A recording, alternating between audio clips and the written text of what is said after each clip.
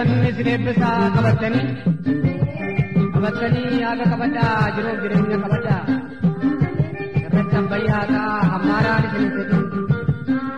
jalaan ambayyaataa dhugaan isin hin maddifin handoodee kormataa bonaaf ganna lalisaa goraa gurraachataa ulfaataa jiraataa biyya goobanaa ta'aa biyya hundaatti dhufaa fayyaa nagaa ta'aa horaa lalisaa.